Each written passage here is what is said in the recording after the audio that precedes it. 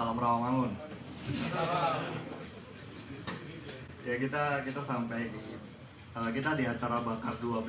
Acara Bakar itu bahas karya, keren ya, kayak merah naga ya Bakar.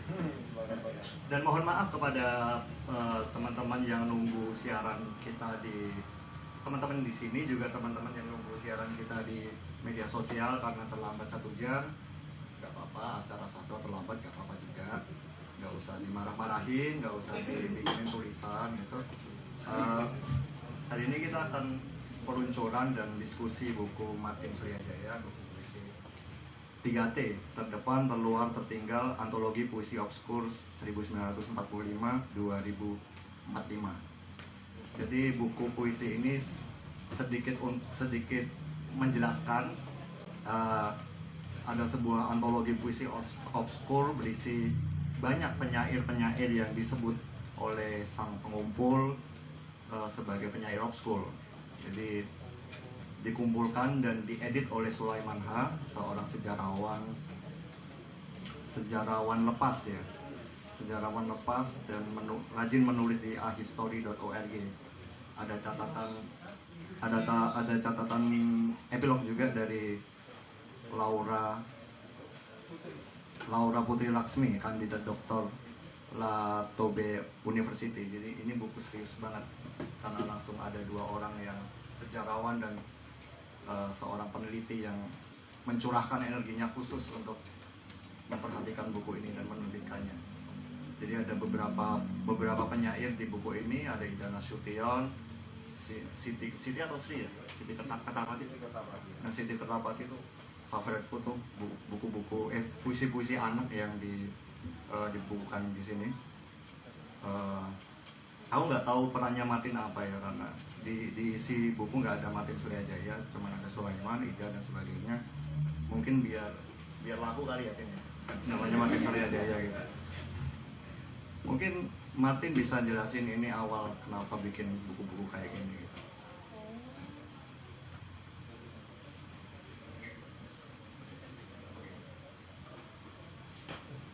Thank you Uji.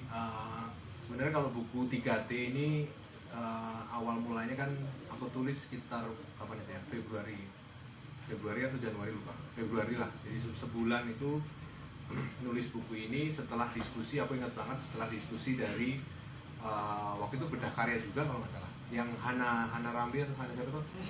Hana yang waktu itu Hana Brigita. Diskusi di sini kan, Bedah Karya waktu itu kan program remedialnya Serum ya.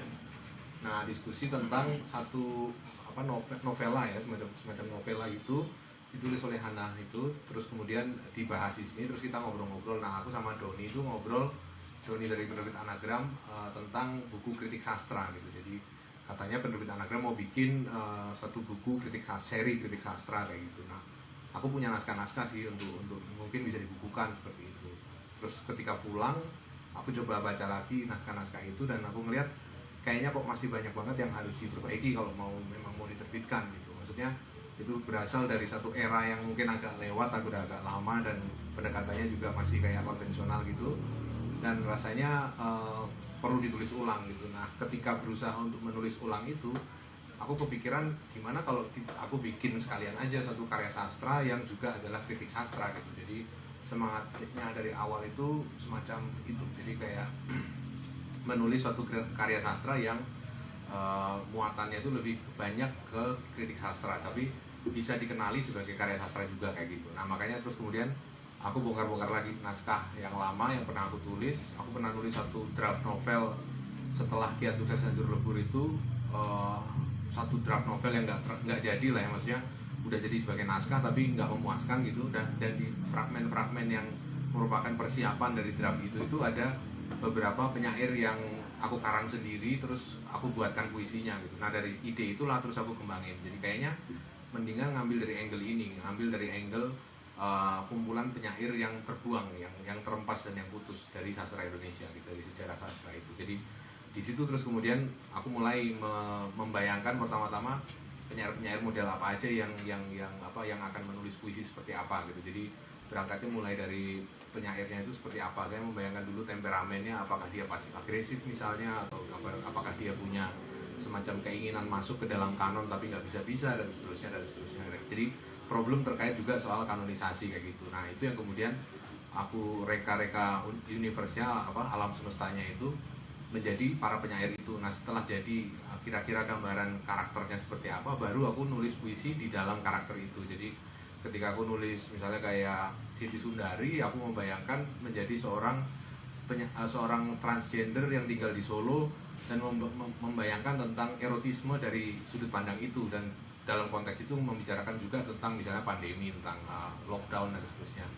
Terus kemudian waktu membahas tentang Ida Nasution, aku membayangkan diri jadi perempuan yang mutusin Khairil kan di dalam sejarah sastra Indonesia itu, dan seperti apa puisinya yang merefleksikan hal-hal seperti itu, kayak gitulah. Jadi kira-kira kayak gitu. Jadi dengan cara itu aku bisa leluasa untuk ngecengin sastra Indonesia sekaligus bergulat di dalamnya gitu. Maksudnya kalau yang di Kiat Sukses kan aku ngecengin cara nulis novel yang baik, mungkin seperti itu. Nah kalau di sini aku coba selain ngecengin, aku juga mencoba membuat satu puisi-puisi yang relatif bisa diterima di dalam estetika puisi Indonesia. Ada puisi-puisi liris biasa seperti itu, walaupun ada sebagian yang puisi lirisnya ditulis di dalam bahasa yang tidak dikenal, kayak misalnya Edi Sorbulagan dan seterusnya, tapi itu kan pada dasarnya semacam puisi liris kayak gitu. Nah jadi idenya kayak gitu sih sebenarnya, ide awal kenapa akhirnya bikin puisi ini. Jadi 3T ini di dalam bayangan saya menggambarkan dengan pas ya situasi dari para penyair yang kepingin masuk kanon tapi di luar itu,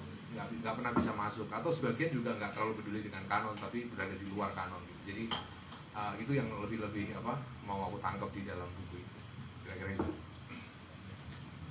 itu yang rencana novel kedua itu harusnya sekuelnya Kiat Sukses ya, karena dulu kayaknya waktu dia ngobrol udah bilang bikin mau ada sekuelnya. Cukup kan ya? Ya, aku mau tanya sih Tin soal nama-nama penyair itu loh. Sebenarnya di kata pengantar ada beberapa nama penyair yang di sini disebut penyair kanon, tapi tentu tidak ada di buku ini gitu. Kayak misalnya ada beberapa nama yang seperti nama yang kita kenal dalam sastra Indonesia kita. Ada nama-nama yang seperti plesetan, misalnya Dea Imut, Ezra Tegar Putra, Zulkifli Songterus, orangnya ada di situ tuh. Nah, itu kenapa kamu menyebut nama yang seperti penyair yang ada di tempat kita, dan kenapa ada yang disamarkan atau diplesetkan gitu? Kalau yang sebagian yang aku plesetkan karena lebih kayak kebetulan pas menggarap itu memang ada dorongan untuk memplesetkan nama-nama itu. Jadi kayaknya diganti-ganti sedikit seru nih kayak gitu. Jadi memang ada sebagian yang aku biarkan apa adanya, kayak Khairil tuh aku biarin Khairil, Kemi Mohawk aku biarin Kemi Mohawk, terus KM juga Gunan Muhammad juga aku biarin. Jadi memang aku campur-campur seperti itu, tapi memang tujuannya lebih kayak membangun gitu sih, dunia yang setengah bisa dipercaya dan setengah tidak bisa dipercaya gitu. Jadi memang kan itu kan kayak semacam fiksi juga, dan aku pikir juga nggak ada semacam, aku nggak pengen mengharuskan atau mendorong orang untuk percaya ini sebagai suatu fiksi gitu, tapi agar mereka dengan sadar juga ngeh bahwa ini tuh maksudnya rekaan yang sengaja dibikin-bikin dan seterusnya kayak gitu. Jadi memang nggak ada usaha untuk melakukan pembangunan suatu dunia yang semacam konsisten seperti itu sehingga bisa dipercayai gitu. Aku nggak terlalu ke arah situ sebetulnya kayak gitu. Meskipun kamu berhasil menipu orang ya sebenarnya. ada yang menganggap, ada yang mengira Sulaiman H ini orang yang benar-benar ada, dan penyair yang dimuat di sini benar-benar ada, dan tanya sama Martin itu gimana yang ngurus rights-nya gitu, ngurus hak ciptanya gitu. Adalah. Nah untuk penyairnya itu sendiri, apakah setiap penyair itu dia adalah satu rekaan dari satu orang penyair yang benar-benar ada, atau gimana? Soalnya kalau aku sedikit membaca, ada beberapa yang aku bisa nebak-nebak sih itu siapa gitu, ini siapa gitu.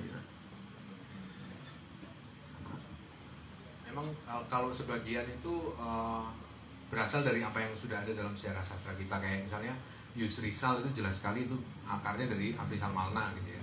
Dari segi gaya bahasanya, gaya puisinya atau latar belakangnya itu kelihatan, atau bahkan dari profilnya itu, foto profilnya juga kelihatan agak ada kemiripan walaupun itu campuran dengan satu sosok lain sebetulnya. Oh, Afrizal Malna itu nggak kanon ya? Enggak, di situ kan dihadirkan sebagai seorang satu-satunya penyair kanon yang masuk di dalam antologi itu. Jadi satu-satunya penyair kanon yang dalam persepsinya si Sulaiman H ini cenderung punya ada kecenderungan untuk tenggelam gitu. Nah, itu yang kemudian dihadirkan. Nah itu diambil langsung, maksudnya dengan mengikuti gayanya Afrizal. Ada juga beberapa yang lain seperti itu, tapi sebagian itu komposit sih, campuran gitu dari berbagai orang yang aku kenal selama aku menjalani hidup ini kayak gitu ya.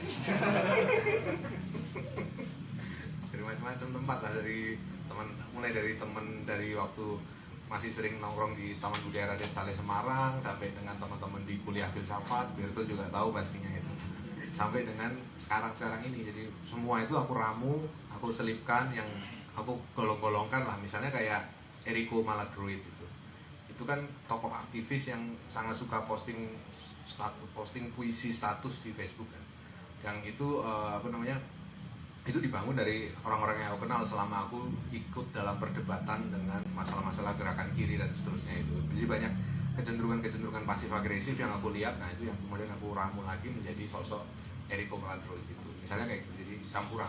Ada yang sungguhan, ada kayak Siti Kertapati itu sebenarnya ada, dia pengarang Pak Sufi. Nah, nama tengahnya yang aku hilangkan sehingga dia seperti obskur, padahal sebetulnya nama tengahnya kan Rukiah. Yang orang kita kenalnya Rukiah, penulis, selain penulis puisi ya S. Rukiah, selain penulis puisi juga cerita anak kan, Pak Supi dan seterusnya itu. Gitu. Oke, biar Martin tidak menjelaskan ya, nanti teman-teman bisa bertanya, teman-teman yang ada di sini maupun teman-teman yang melihat live Instagram. Gimana coba kita tahu mereka nanya? Ya kan ada ini. Nanti ada orang lain yang memberitahu kita gitu. Ada yang memantau. Oke, Berto, gimana toh kamu membaca buku ini toh?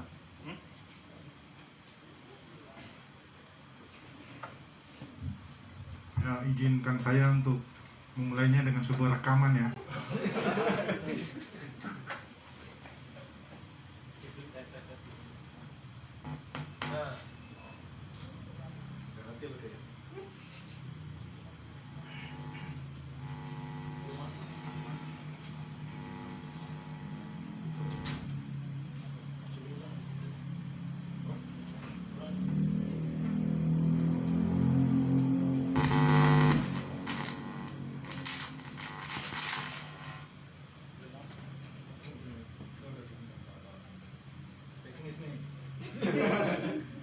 Bergeraknya semangat yang terlupa. Bergeraknya semangat yang terlupa, menyongsong upaya melawan lupa.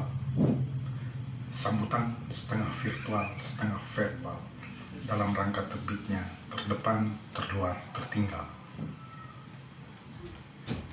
Kawan, sejak terbitnya buku ini, terdepan, terluar, tertinggal, Antologi Puisi Obskur Indonesia 1945-2015. Kita hidup di dalam suasana ketika yang pinggiran dan yang pusat tidak lagi punya batas-batas yang jelas. Tak ada yang jauh dari pusat kekuasaan, tak ada yang dekat dengan pusat ekonomi. Semuanya berjarak sama di dalam peta sanubari kita. Namun jarak-jarak yang lebur itu membuncahkan keraguan-raguan. Kepada siapa ujung pena kita diarahkan? Kepada siapa suara-suara perjuangan kita dikumandangkan? Puisi dan sastra bukan sekadar puisi dan sastra, tetapi puisi dan sastra adalah kesadaran di mana ia berada. Apakah ia ada di kerlap-kerlip kunang-kunang di Boyolali, atau ia di bawah gemerlap lampu FX Jalan Jenderal Sudirman? Terhormat para peserta diskusi sore hari ini, kawan-kawan di Atelier Ciremai, para pekerja penerbit anagram, Perhimpunan Penggosip Sastra Rawamangun, dan segenap pentolan jebolan maupun mahasiswa Universitas Negeri Jakarta. Yang terhormat, para penulis dan sastrawan, segenap sivitas akademika sastra Indonesia. Yang terhormat, rakyat di seluruh Indonesia.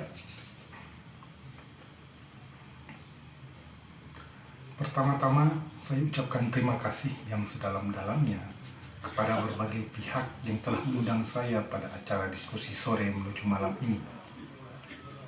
Eksklusivitas di dalam hal ini merupakan isu penting sehubungan dengan komposisi puisi Indonesia yang beragam asal-usul dan latar belakang. Karenanya, terdapat banyak upaya untuk melumerkan batas-batas eksklusivitas di dalam berbagai bidang kehidupan masyarakat sastra, dan salah satunya adalah melalui penyelenggaraan diskusi, menyongsong dan merayakan terbitnya sebuah buku.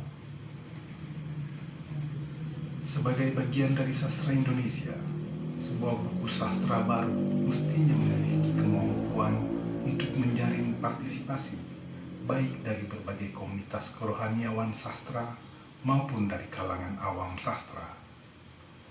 Pada titik ini, problem eksklusivitas dari sebuah buku sastra perlu dilihat secara kritis sebagai cara untuk mempererat persaudaraan maupun sebagai cara untuk memperluas jari jemari sastra.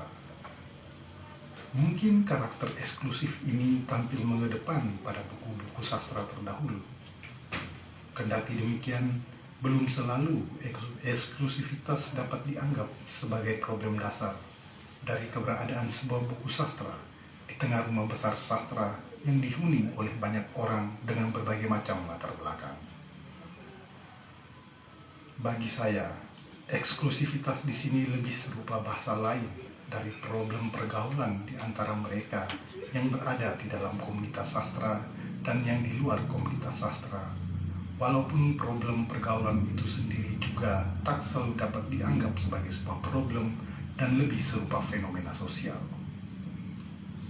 Apa yang perlu dipikirkan lebih jauh adalah pada bagaimana membentuk sebuah ekosistem sastra yang berkemampuan mendorong para instan sastra untuk menghasilkan gagasan-gagasan yang kreatif sebagai konsekuensi logis dari wacana-wacana yang berlangsung di dalam rumah besar sastra Indonesia.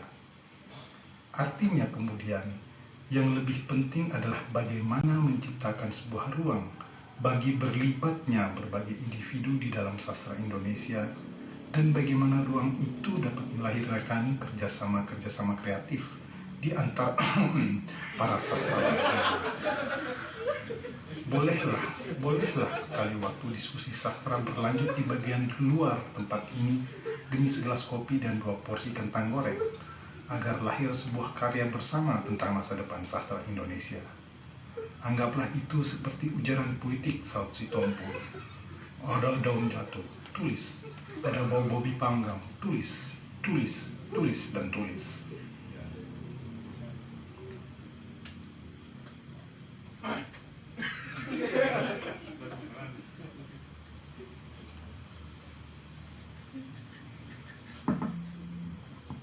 Itu tadi bagian virtualnya nih. Sekarang kita ke bagian yang ininya, langsungnya lah.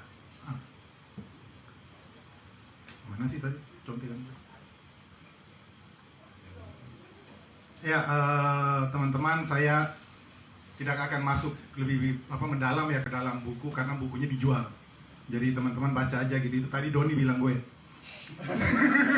WhatsApp bilang toh jangan terlalu banyak isi bukunya, yang penting bikin orang penasaran biar dibeli gitu. Jadi saya walaupun sebenarnya udah disiapkan makalah yang cukup panjang, cuma menghormati Doni saya nggak jadi menyampaikan makalah tersebut lah. Silahkan dilihat sendiri aja bukunya seperti apa gitu. Kalau bagi saya ini ya, pertama-tama gitu Martin mencoba menjadi seorang penyair ya. Penyair itu makhluk yang paling mulia sebenarnya di dalam kehidupan ini gitu. Maksudnya sastra itu kan sesuatu yang mulia ya. Nah, di dalam sastra itu kan ada penulis naskah drama, ada penulis cerpen, ada penulis novel. dan terakhir penyair. Nah, yang terakhir ini paling penting, dia paling mulia gitu. Nah, kalau kita melihat buku Terdepan Terluar Tertinggal ini, secara strukturnya kan mirip ya dengan buku Kiat Sukses Hancur Lebur gitu ya. Yang apa, dari awal sampai ketika kita masuk ke yang dia mengutip Kamus Besar Bahasa Indonesia edisi ke 13 2045, itu kita udah masuk ke dunia fiksinya kan. Kita udah masuk ke dunia fiksi, setelah itu daftar isi, setelah itu kawan Sulaiman, setelah itu ada persembahan untuk yang untukmu yang terdepan, terluar dan tertinggal dalam sastra Indonesia. Terus ke inilah terus ke epilognya prolognya pengantar editornya Sulaiman H. Itu sama kayak di Kiat Sukses Hancur Lebur itu kan posisinya Anton Lukito nih. Mungkin di dalam semesta mereka berdua saling mengagumi, saya kira sih. Anton Lukito dan Sulaiman H ini orang yang saling mengagumi. Lebih muda, lebih senioran Anton Lukito ya, lebih senioran Anton Lukito. Anton Mulyono. Anton Mulyono kan Lukito. Anton Mulyono mah orang sini.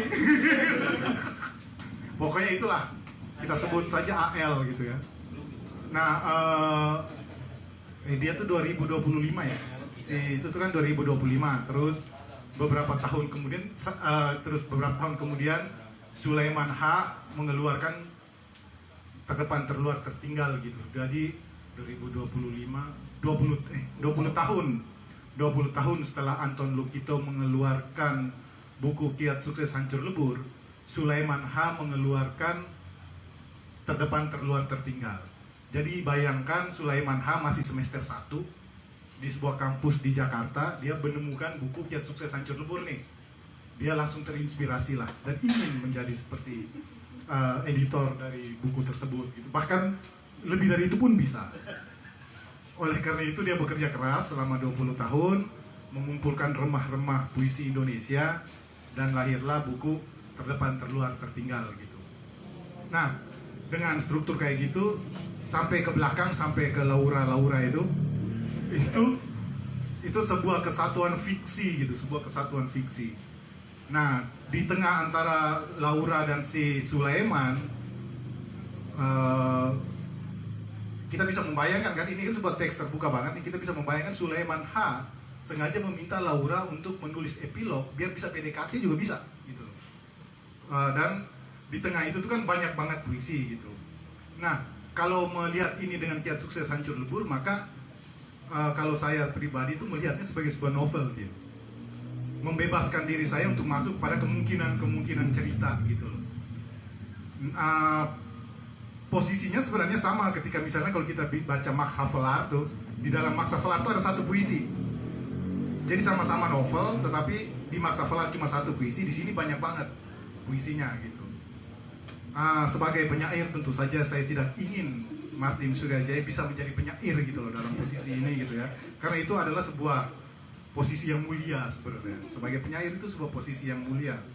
Oleh karena itu bagi saya Terdepan Terluar Tertinggal ini novel gitu.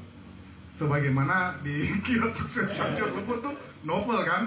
Kita tidak melihat Martin Suryajaya sebagai penulis buku how to, tetapi kita melihat editornya sebagai seseorang yang menemukan naskah tentang buku how to gitu. Seperti di sini kita tidak melihat Martin Suryajaya sebagai penyair, tetapi kita melihat Martin Suryajaya sebagai orang yang menciptakan Sulaiman H, dan Sulaiman H ini adalah orang yang mengumpulkan puisi gitu. Berarti Martin menciptakan sebuah dunia baru yang di sana tokoh utamanya Sulaiman H yang berhasil mengangkat Marwah ini tuh ada di tahun 2025, dilanjutkan ke tahun 2045. Nah mungkin nanti ada lagi 20 tahun lagi tuh 2065-nya gitu. Nah terus itu satu tuh. Nah terus Martin ini rupanya membayangkan Indonesia itu sesuatu yang baik-baik saja. Hal itu terbukti pada tokoh Laura yang dia ciptakan, di mana Laura itu menulis seolah-olah Indonesia hari ini itu akan berjalan mulus menuju Indonesia 2045. Di mana di situ gerakan perempuan mencapai kemajuan yang baik, di situ apa pemerintah dalam hal ini Jokowi yang mau mengubah mau memindahkan ibu kota negara itu berhasil karena ibu kota negara pindah. Terus otonomi daerah juga berjalan dengan baik. Kalau teman-teman baca teks itu dengan cukup jeli, di situ tuh ada beberapa provinsi yang hari ini nggak ada. Dan itu merupakan semacam pecahan dari provinsi-provinsi yang ada saat ini. Jadi untuk Martin tuh Indonesia ini akan baik-baik aja nih sampai tahun 2045. Saya sendiri sih ya yakin sih benar sih Indonesia pemerintah Indonesia akan baik-baik saja lah. Papua tidak merdeka karena di situ ada penyair dari Papua ya. Jadi di dalam imajinasi buku ini, dalam semesta buku ini, upaya-upaya kawan-kawan itu yang mengupayakan itu nggak berhasil lah. Tetap ada di dalam haribaan Negara Kesatuan Republik Indonesia gitu. Siapa sih namanya dari Papua? Hari Sore Indonesia itu. Dia ada tuh, dia tetap dimasukkan sebagai penyair obskur Indonesia gitu. Berarti Papua tetap menjadi bagian yang sah dari Negara Kesatuan Republik Indonesia gitu. Di tahun 2045. Nah, tentu saja pada akhirnya saya kira buku ini tetap ya berpihak pada ya kayak gitu-gitulah, ada keberpihakan lah. Martin Suryajaya nggak bisa melepaskan diri dari keberpihakan gitu, keberpihakan pada mereka yang tidak beruntung, ya Injil lah, yang tidak beruntung, yang bisa memberikan sedikit dari apa yang mereka miliki sedikit gitu ya. Para penyair itu, kalau penyair yang beruntung mungkin orang yang memberi sedikit orang yang memiliki sedikit tapi mendapatkan yang banyak gitu ya. Tapi kalau penyair yang tenggelam itu adalah mereka yang memberi sedikit dari apa yang mereka miliki sedikit terus tenggelam juga gitu. Nah, itu lebih mulia lah sebenarnya gitu. Itu beberapa catatan dari saya. Saya akan menutup juga dengan sebuah rekaman ya.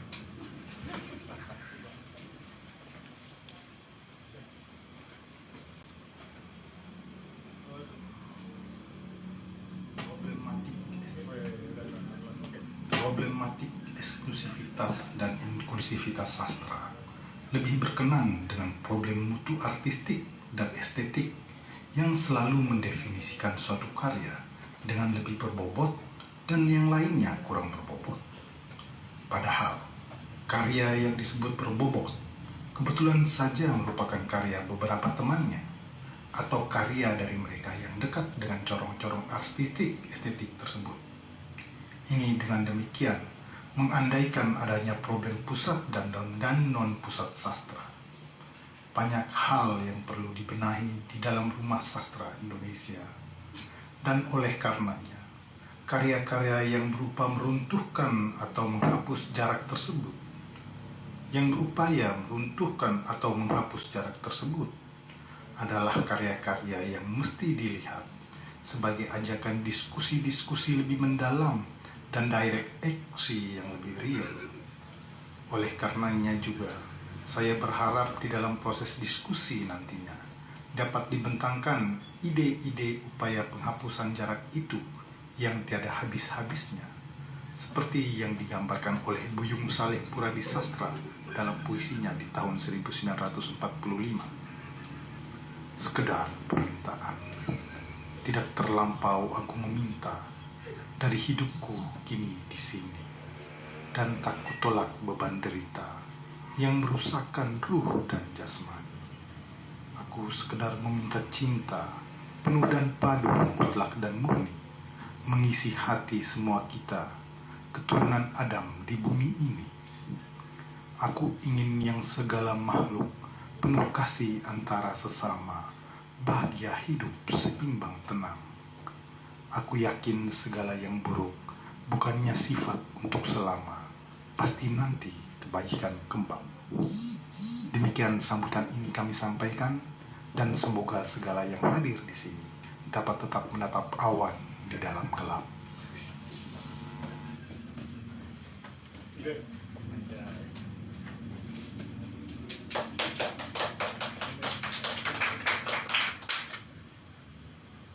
Pembacaan dari Berto dan ada sambutan yang luar biasa mencengangkan dan mengharukan. Berikutnya dia bisa bisa menyampaikan pembacaannya terhadap terdepan, terluar, tertinggal.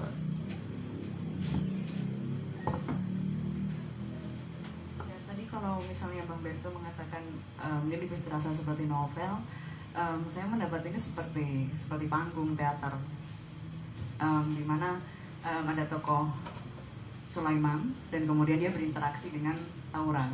Sementara 18 penyair yang lain saya pikir tidak disuarakan. Dia ada di panggung, dia dipandang sebagai arsip mati, karena tetap walaupun mungkin ada upaya mengeluarkan bahwa ini ada 20 suara, tetapi yang saya dapati adalah 18 ini kemudian dipilih puisinya. Mungkin beberapa dari mereka punya lebih dari 3, lebih dari 2, dan yang memilih Sulaiman.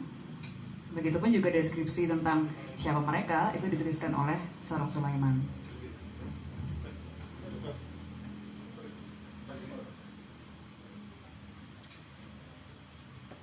Ya, jadi saya mendapatinya adalah sebagai sebuah panggung teater di mana ada interaksi antara seperti Sulaiman dan juga Laura.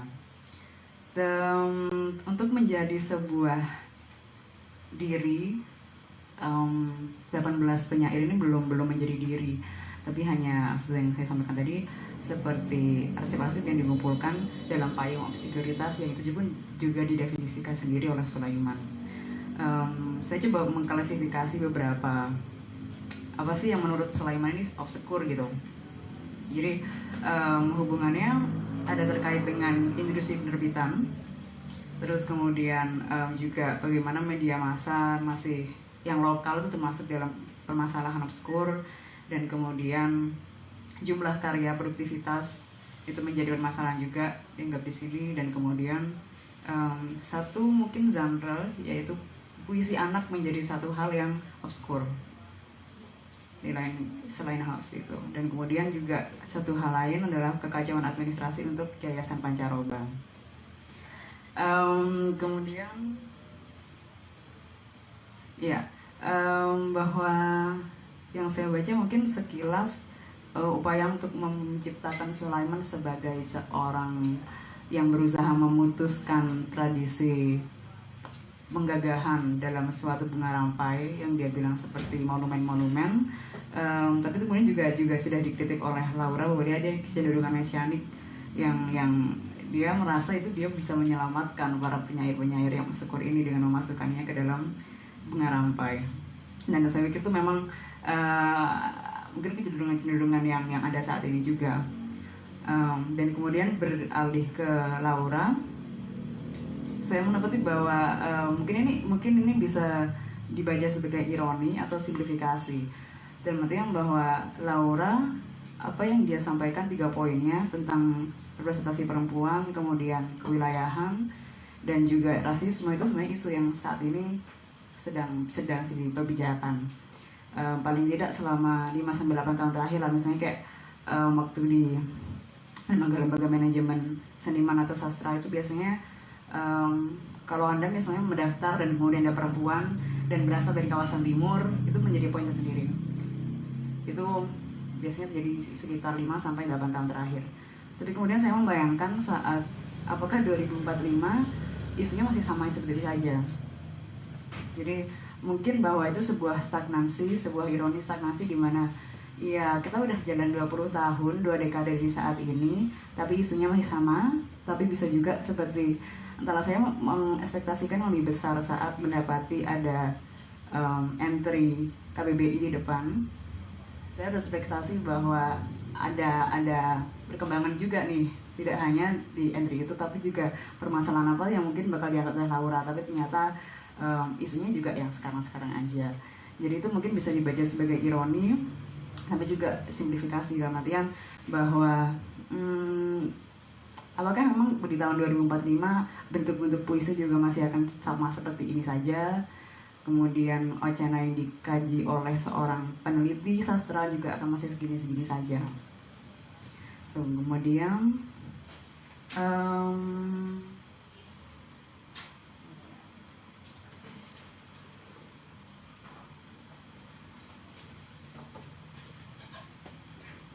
Mungkin itu dulu sih.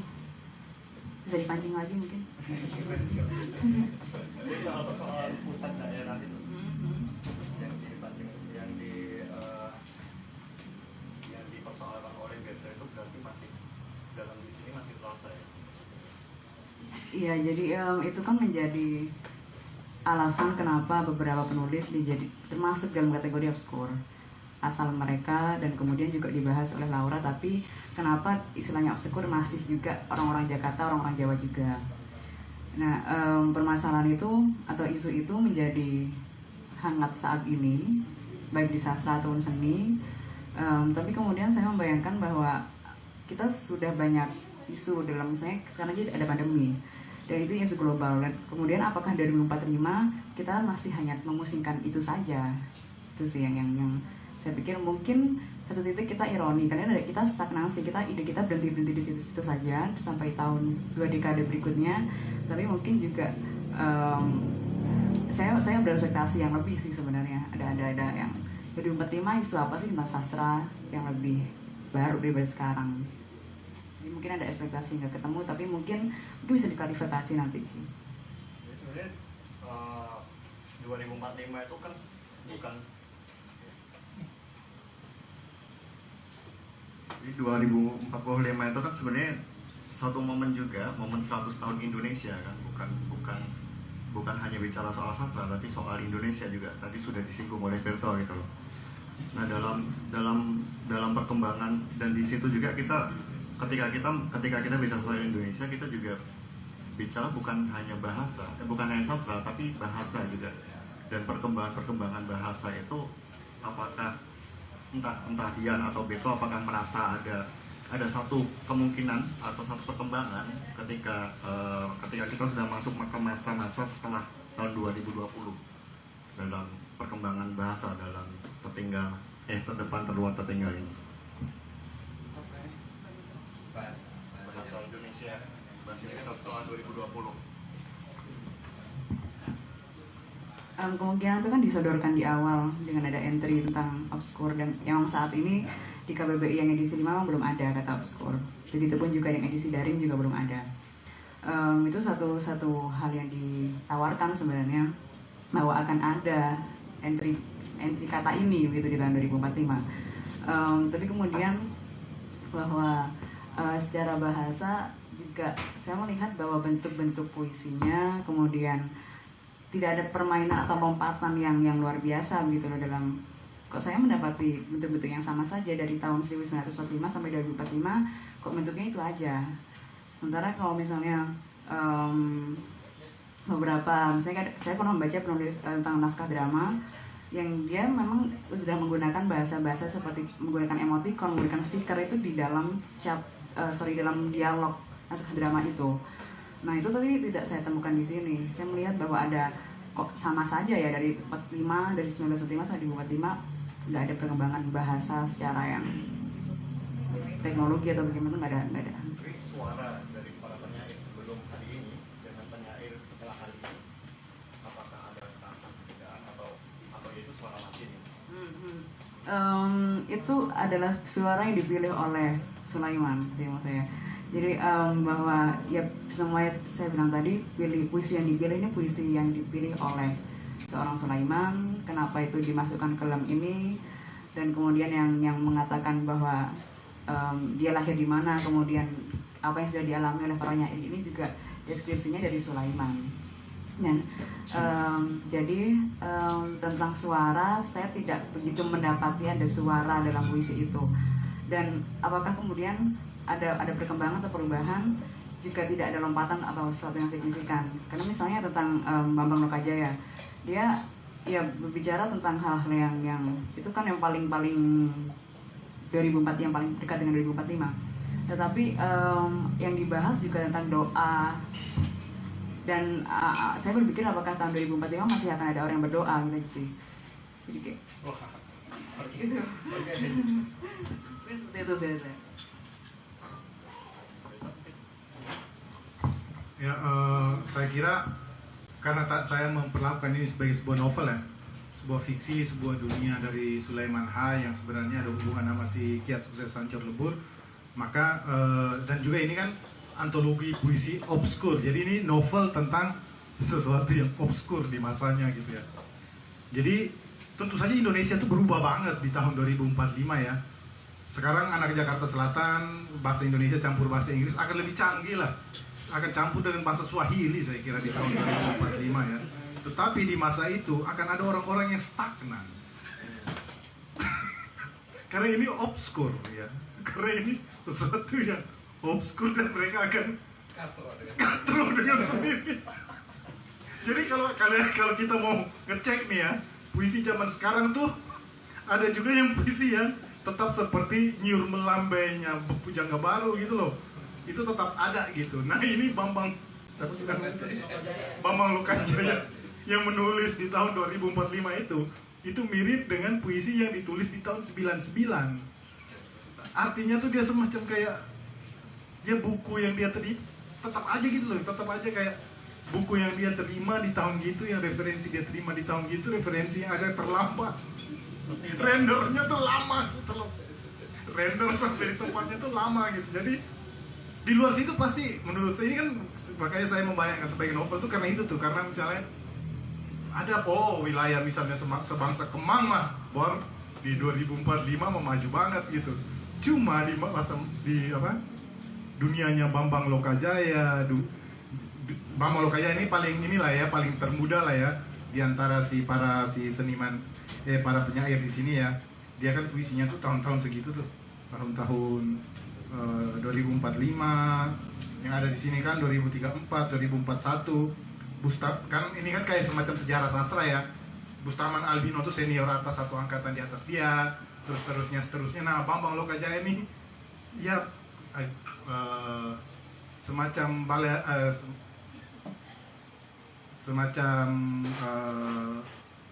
semacam diskusi-diskusi sastra di Pedesa Biasi hari inilah. Gimana ya sebutnya ya? Ya semacam Nyiur Melambainya hari inilah gitu loh. Di 20 tahun kemudian puisinya tetap seperti puisi di zaman awal-awal reformasi misalnya gitu lah. Ya makanya dia obskur. Kalau misalnya pada masa itu mah yang ikut festival mah bukan dia. Ikut festival mah pasti yang mungkin gak usah nyebut merek juga sih. Ya semacam apa sih istilahnya tuh, yang mungkin dia bukan dia sastra Indonesia yang kafa ya.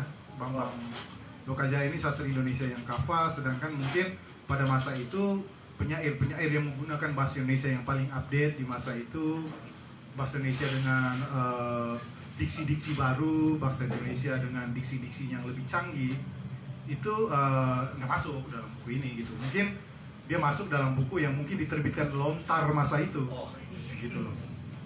Ya mungkin Kelapa, mungkin Yayasan Kelapa atau apa nggak tahu lah.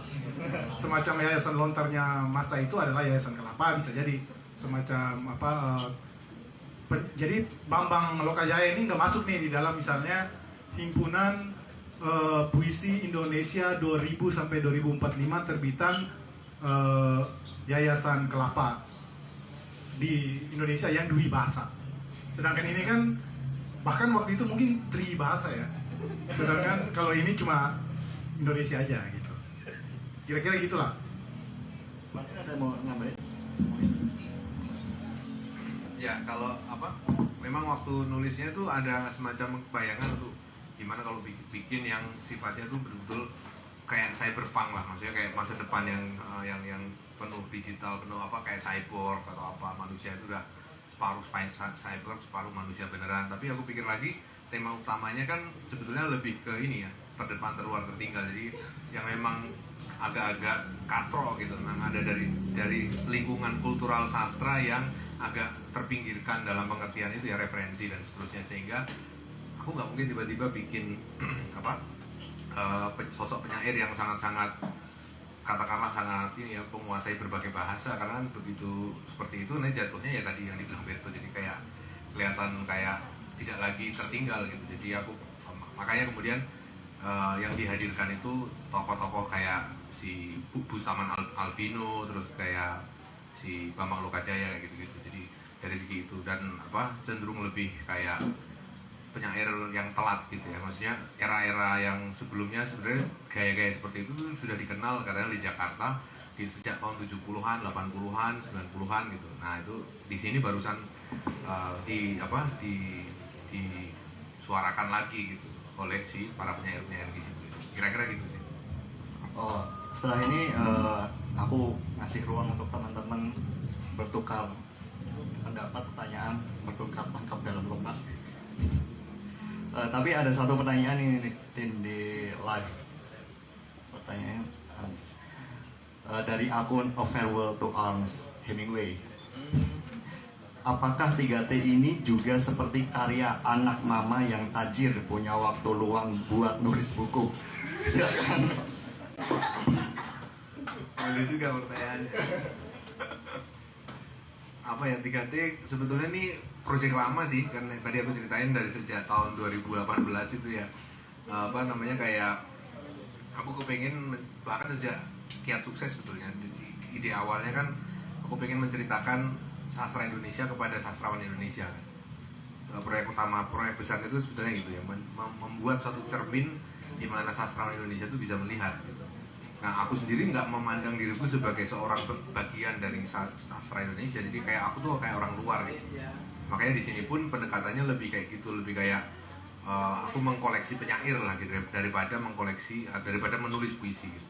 Walaupun aku menulis semua puisi yang ada di situ, tapi aku mempersepsi lebih kayak aku mengkoleksi orang-orang yang ya kayak mengkoleksi orang-orang gila gitu lah, orang-orang aneh, orang-orang yang terpinggirkan gitu, jadi kayak trading card kayak gitulah, orang-orang aneh yang kemudian aku bisa tata untuk kemudian memperlihatkan ekosistem sastra Indonesia dan seterusnya. Itu yang aku bayangin ya. Jadi titik berangkatnya memang kayak semacam keisengan, tapi juga bukan hanya keisengan, tapi kayak semacam obsesi terhadap potret yang sepertinya itu ada dalam sastra Indonesia, tapi kenapa nggak pernah diomongin orang gitu. Misalnya dia muncul dalam diskusi-diskusi ceng-cengan, gibah-gibah gitu, tapi ketika dituliskan sebagai satu karya dalam bentuk kritik ataupun dalam bentuk karya sastra, nggak pernah muncul gitu ya. Kayak semacam tabu ngomongin tentang kayak gituan gitu, kayak maksudnya narsisisme para penyair dan seterusnya kayak gitu. Nah, itu yang pengen aku hadirkan keseluruhannya. Jadi bukan kalau baca sekilas mungkin kerasanya seperti ngetawain ya. Tapi sebenarnya aku justru memposisikan diriku tuh dalam kerangka narasinya Sulaiman H itu sebagai orang yang bersimpati pada itu. Jadi kayak aku tuh memposisikan si Sulaiman H ini bukan sastrawan, tapi dia adalah simpatisan sastra Indonesia gitu. Jadi dia kan bukan kritikus sastra, beda dengan Laura Putri Lasmi seperti itu, kayak gitu sih. Dan kalau teman-teman mengikuti kanal YouTube Martin Suryajaya, ada beberapa kali dia bikin video ya tentang sastrawan obskur prosa ya biasanya. Ada Tanpo Aran, ada satu siapa? Aryo Kecil. Nah, tapi Martin nggak akan melakukan itu ke penyair-penyair obskur yang mungkin menjadi bahan inspirasi ini. Nggak akan dibuka di medium lain gitu. Oh, maksudku maksudnya ditampilin di YouTube gitu ya? Kayaknya enggak sih, kalau yang ini enggak sih. Selesai di sini ya. Oke teman-teman, buku Martin Suryajaya ini waktu di Open PO dia langsung laku ratusan. Jadi kalau kebangetan banget kalau ini pada diem-diem, harusnya udah baca semua, mungkin udah mempersiapkan resensi dan sebagainya. Siapa yang mau bertanya, berpendapat? Udah malah ngomong. Gak? Jadi Zulkifli Song terus mas.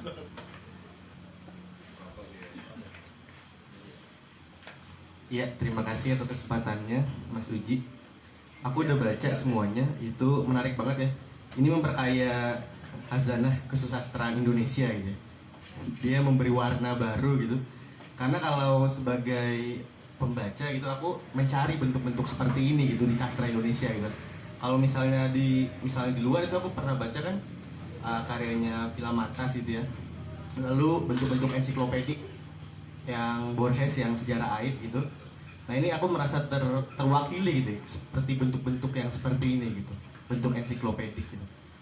Jadi kalau untuk pertanyaan mungkin nggak ada ya, karena sudah sejalan diskusi ini lalu hasil pembacaanku juga sejauh ini ya belum ada pertanyaan gitu, lebih kepada apa ya, tadi yang aku tertarik dengan perkataan Martin tuh obsesi ya, tadi obsesi untuk melihat penulis-penulis di Indonesia gitu, beragam karakternya, ada yang gila gitu, gila dalam bentuk dia memang obsesi terhadap sastra, ingin dikenal, ataupun bentuk-bentuk megalomania atau narsisme gitu. Jadi aku rasa ini bentuk karya sastra yang bentuk harus dirayakan gitu. Dirayakannya dalam bentuk ya banyak yang bisa kita ulas gitu dari 3T ini gitu ya. Banyak hal yang bisa kita masuki gitu, perspektifnya bisa kita masuki gitu. Mungkin lebih kepada apa ya, mungkin lanjutan dari proyek ini, mungkin penasaran aku dari, karena kan dari ini dari novel ya, apa potongan-potongan nukilan novel gitu. Nah itu bisa mungkin ada bocoran-bocoran ataupun sekiranya pendapat lain lah dari 3T, kira-kira ingin seperti apa selanjutnya gitu, sequel ataupun seperti itu sih. Jadi kalau untuk pertanyaan sih nggak ada sih sejauh ini, lebih kepada pendapat aja sih. Lanjutan dari 3T. Apa ya, kalau kelanjutannya kebayang ini sih, sejauh ini aku setelah ini mau beneran nulis buku kritik sastra. Jadi kalau sebelumnya kan udah novel, udah puisi, aku balik lagi ke tujuan awalnya, itu kritik sastra ya, tulis tentang sastra Indonesia secara mungkin bukan akademis tapi kayak ya secara bertanggung jawab lah gitu. Karena di sini kan lebih kayak ini kan, membangun dunia yang mirip-mirip enggak dengan sastra Indonesia, dan dari situ ada ngecenginnya tapi juga ada memupuk semangat gitu. Tapi nggak secara representatif gitu ya, maksudnya nggak menggambarkan betul-betul ya, nggak bercerita tentang sastra Indonesia yang ada sekarang. Nah harapannya nanti setelah ini buku kritik sastra itu bisa bercerita tentang secara lebih inilah proporsional tentang sastra Indonesia itu. Ada pertanyaan lain, komentar? Garang? Ini orang-orang malah pada kabur keluar nih. Harusnya acaranya kita di luar nih biar bisa merokok ya. Itu kayaknya yang pengen sesi berikut. Oh, sesi berikut. Soalnya soal bahasan soal pusat dan daerah itu ada yang bersemangat. Ada satu teman kita yang bersemangat di luar sana. Jadi mungkin dipanggil aja orangnya ke sini.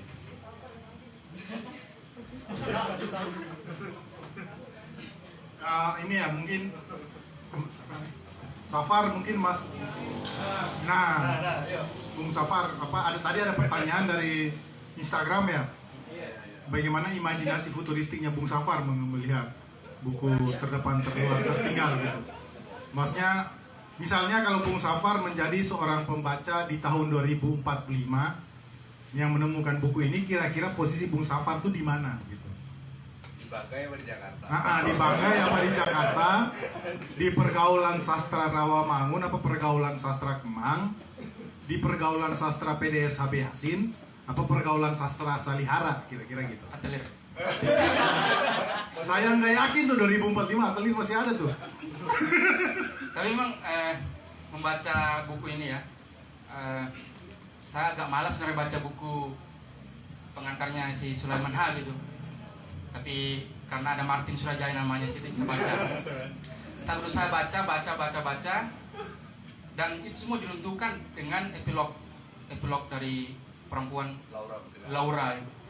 Jadi Laura itu memang ya tadi futuristik itu, dia punya pengetahuan tentang feminis, punya pengetahuan ini kanonisasi tapi kok Jawa sentris itu, masih ada pusat-pusatnya. Makanya di Good itu saya bilang saya lebih suka si Laura karena dia membunuh membunuh otak pusatnya si Sulaiman ini. Di pikiran Sulaiman kan pusat itu. Dan memang buku ini komplit. Jadi si Sulaiman mencoba untuk membuat kanonisasi yang diruntuhkan oleh si Laura itu. Entah siapa yang nulis Laura itu. Dan di situ kan ada petanya juga itu asik gitu.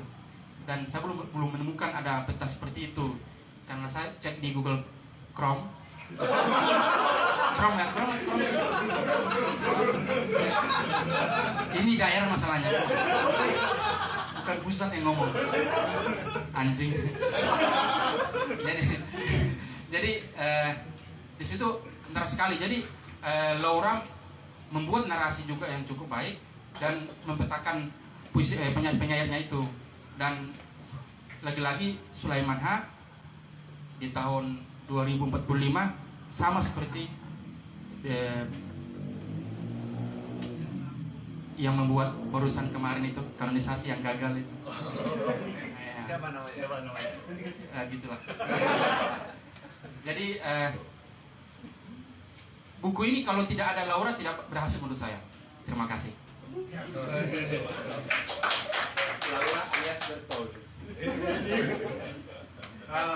Komentar ya. Kalau misalnya buku ini kan terbit.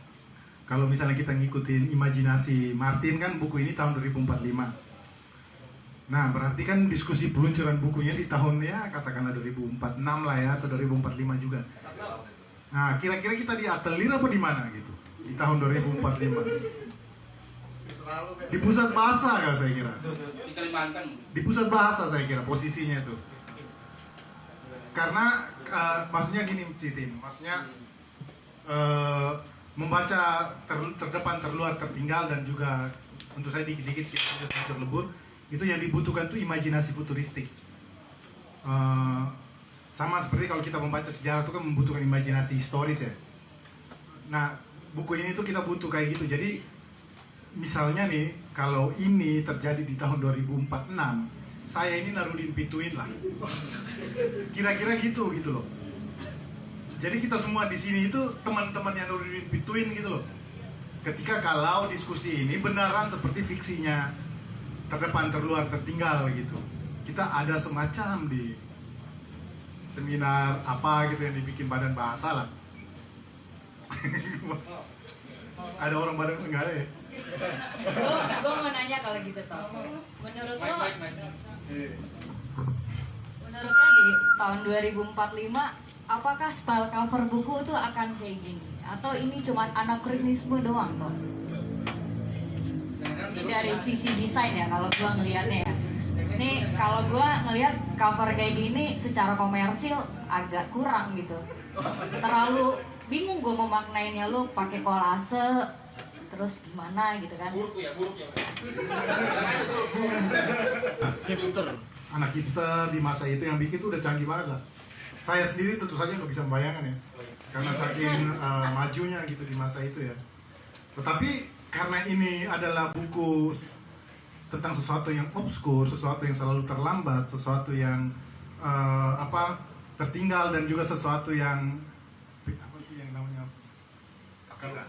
poster komputer tapi bukan, maksudnya Pentium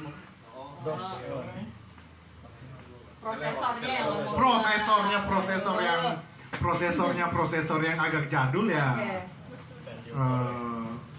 Ini adalah sesuatu yang sangat bagus untuk mereka di masa itu gitu ya. Untuk seorang pembicara semacam Narudin Pituin yang 2045, cover inilah cover yang sangat keren pada masanya, pada masa 2045. Meskipun sebenarnya kalau dibandingkan, gampang deh, misalnya kita cari aja buku-buku yang dibikin kata pengantarnya atau epilog oleh Narudin hari ini, itu covernya adalah cover tahun 2000-an. Gitu aja. Contohnya gitu.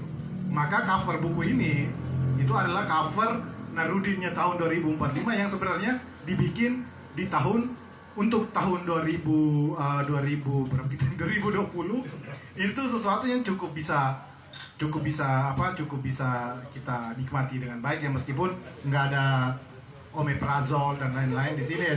Cuma ada Diksakri Mama Nutrisari, ini kurang nih. Imajinasi penerbit Anagram tentang penyair obskur tuh rada kurang dengan cover ini gitu. Mesti ada semacam asam lambung yang terganggu lah. Ini beda style. Sebenarnya dengan menerbitkan buku cetak itu mungkin juga bentuk ketertinggalan ya pada tahun 2045 gitu. Di 2045 menerbitkan cetak itu adalah kolektor item lah. Kalau istilahnya artsy ya, kolektor item lah, semacam Vinil yang sekarang diproduksi sama. Nah kayak gitulah, biar akan apa? Nah kayak gitu tuh. Situ sampul-sampulnya Yang dibikin pakai Windows balai PPT doang sih. balai pustaka tahun 95 tuh.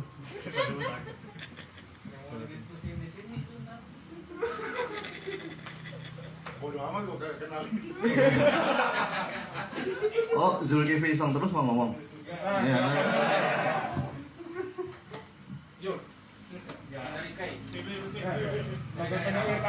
Jadi kebetulan sekali kita kedatangan salah satu tokoh kanon sastra Indonesia yang disebut oleh Sulaiman H, bernama Zulkifli Song terus. Beliau akan mengatakan sepatah dua patah kata barangkali. Tes. Ini ketika Sapardi Djoko Damono dulu menerbitkan buku almarhum Pak Sapardi Djoko Damono menerbitkan Nyanyi Sunyi, itu GM menyambutnya dengan menyebut bahwa Sapardi Djoko Damono telah menyatukan diri dengan liris pada waktunya yang tepat gitu. Nah, saya juga melihat bahwa Pak Martin ini menyatukan diri dengan lelucon pada waktunya yang tepat gitu. Dengan misalnya kemarin ada gonjang-ganjing tentang kanonisasi sastra, kemudian saya juga bingung. Ini tuh kan katanya karya Posmo gitu ya, avant-garde. Tapi justru sifat Pak Martin di sini malah mirip penyair-penyair tradisional seperti Ronggo Warsito gitu. Dia nulis tadi bilang nulis Januari gitu kan. Nulis Januari, kemudian dalam salah satu bukunya ada kan Afrizal di situ, Yusrizal, yang tadi diakui bahwa itu adalah karakternya diambil dari Afrizal Malah. Itu Afrizal nggak masuk di 100 per 100 versi Yulden itu Afrizal nggak masuk gitu. Dan di sini masuk dengan kekhawatiran bahwa dirinya tidak akan masuk. Jadi maksud saya dalam tanda kutip gitu, ketika penyair tradisional, penyair dulu dianggap menulis puisi sama dengan wahyu, bisa meramalkan masa depan. Ini kok Pak Martin juga ada sisi-sisi seperti itunya gitu.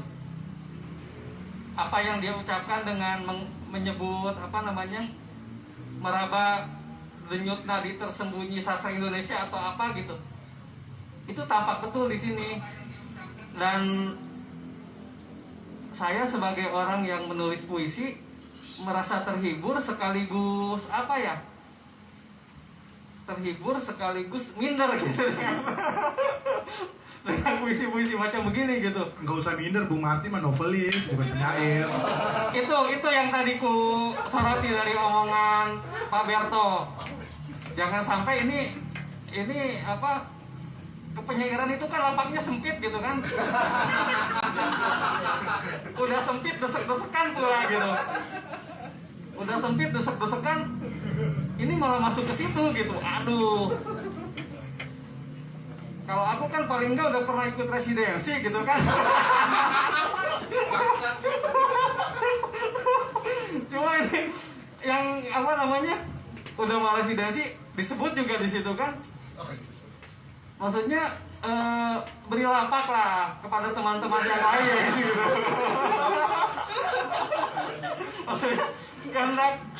Kehendak bermain-mainnya atau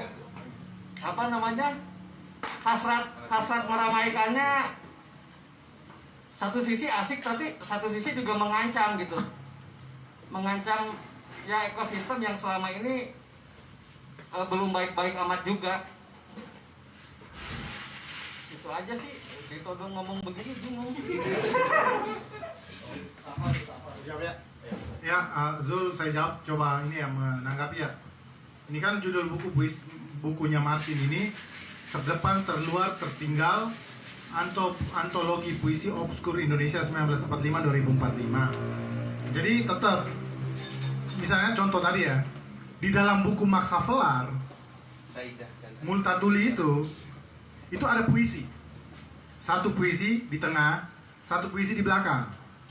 Kita tetap menyebut buku itu adalah novel. bukan buku kumpulan puisi, bukan buku puisi. Strateginya dia naratif. Max Havelaar itu strateginya naratif. Buku ini meskipun tidak ditulis novel di depannya, untuk saya tetap novel. Karena strateginya persis Kiat Sukses Hancur Lebur, yang di depannya ada novel. Bedanya dengan Max Havelaar adalah puisinya dia lebih banyak ketimbang puisinya Max Havelaar. Cuma ada 2. Tetapi dia tetap novel. Karena dia membutuhkan imajinasi naratif tentang hidupnya Ida Sundari, tentang hidupnya Bambang Pamungkas ya, Bambang Tarigan misalnya.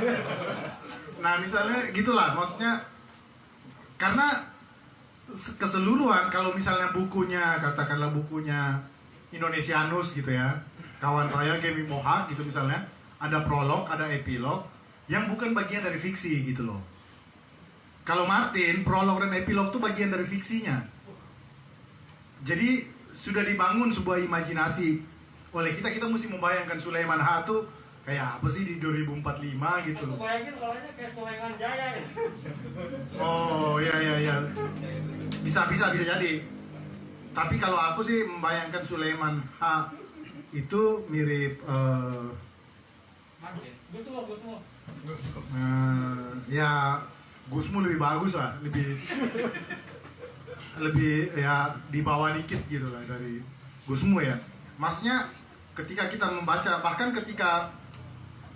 ketika kita membacanya dari, pokoknya buku ini sebagai yang real ini tuh cuma sampai kolofon doang. Ketika dia masuk ke obskur tuh udah fiksi. Obskur tidak jelas, samar-samar, ia adalah seorang penyair karena penyair obskur karena kiprahnya tidak diketahui banyak orang. Kamus Besar Bahasa Indonesia edisi 13 2045 udah fiksi tuh. Karena tahun ini kan 2020 gitu ya.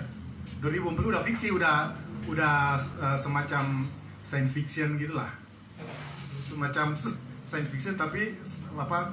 Sains yang gagal gitu. Nah, dari halaman yang bagian obskurnya itu tuh udah fiksi tuh. Kita udah masuk ke dalam sebuah cerita.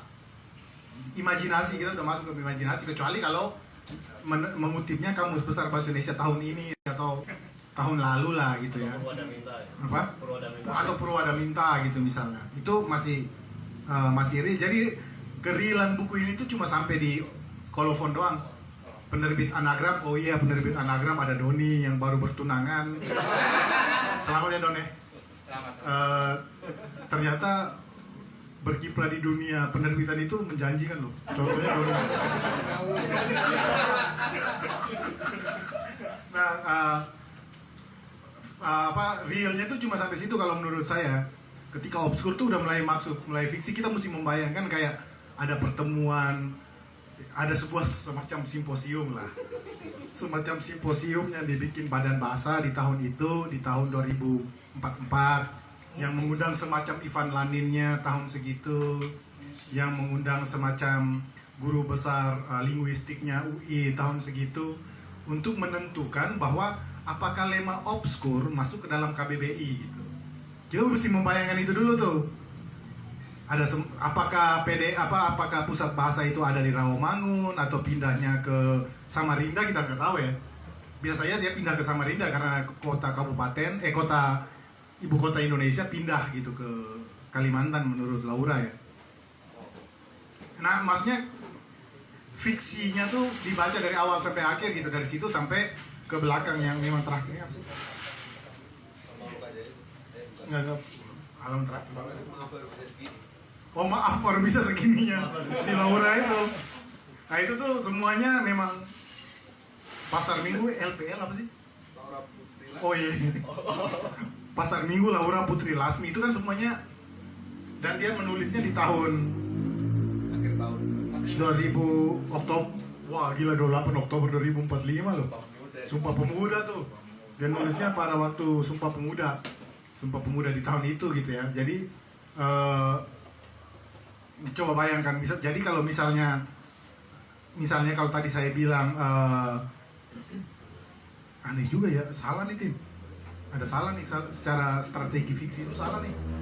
Kalau misalnya tadi saya bilang kalau diskusi ini di tahun 2046 dan saya adalah Narudin, nggak mungkin yang nulis Laura gitu yang dari La Trobe University. Harusnya mah minimal masuk Universitas Indonesia lah. Doktornya tuh di Universitas Indonesia doang gitu loh, maksudnya nggak luar negeri gitu ya. Karena dia kan obskur, nggak mungkin dia dapat beasiswa yang agak-agak bagus sedikit gitu loh.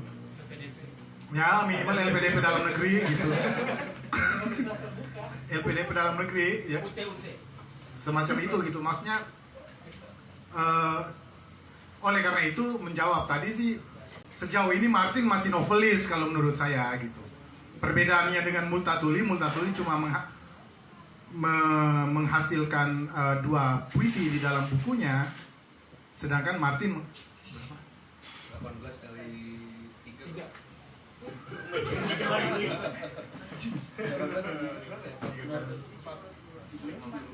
Martin pakai 72 puisi gitu aja. Tetapi tetap problemnya adalah Martin punya strategi yang berbeda. Kalau si Multatuli atau Max Havelaar itu strateginya memang naratif, terus tengah-tengah naratif ada dialog antara tokoh, terus ada puisi gitu. Gue ingat banget tuh ada orang ngobrol gitu, terus saya pernah menulis puisi, terus puisinya dia hadirkan di dalam si novel itu. Sedangkan Martin enggak, strateginya sejak novel Kiat Sukses Hancur Lebur enggak gitu, seperti seolah-olah kayak buku kumpulan puisi, seolah-olah kayak buku how to gitu-gitulah. Habis ini mungkin apa nih, buku kritik sastra tapi dalam bentuk novel juga pasti. Tetap dia novelis, nggak bisa jadi kritikus sastra juga gitu loh. Berarti Karena kritik sastranya, kalau misalnya kritik sastranya adalah kritik terhadap sesuatu yang real, sekarang dia kritikus sastra. Tapi kalau dia kritik terhadap sesuatu yang fiksional, ya dia novelis dong. Ini kan puisi terhadap sesuatu yang puisi-puisi fiksional gitu. Jadi dia novelis gitu. Tetapi dengan strateginya Martin, bukan strategi naratifnya pura-pura berjanggut, bukan strategi naratifnya siapa Seno Gumira dengan saksi mata, bukan dengan strateginya si Ahmad Tohari gitu. Beda banget gitu. Strateginya beda. Tetap aja Bung, penyair mah tetap kita doang. Martin nggak bisa. Ini ada pertanyaan dari IG Halveyor. Pertanyaan, coba Mbak Dian yang belum dibahas barusan dilanjutkan. Atau ada yang belum disampaikan?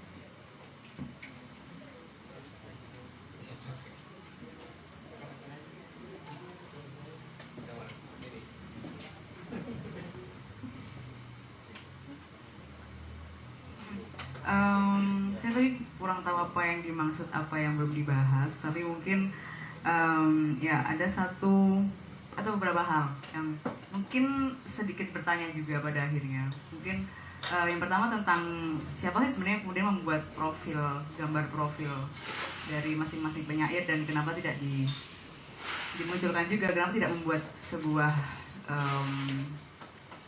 semesta yang menghadirkan dia juga gitu, yang bagaimana dia sebagai seorang ilustrator dengan cara gaya penggambaran yang seperti itu seperti dihilangkan dari buku ini, tapi dia ada di situ. Itu sesuatu yang cukup hilang gitu menurut saya, kurang. Dan kemudian kalau misalnya ini tentang sebuah pembayangan,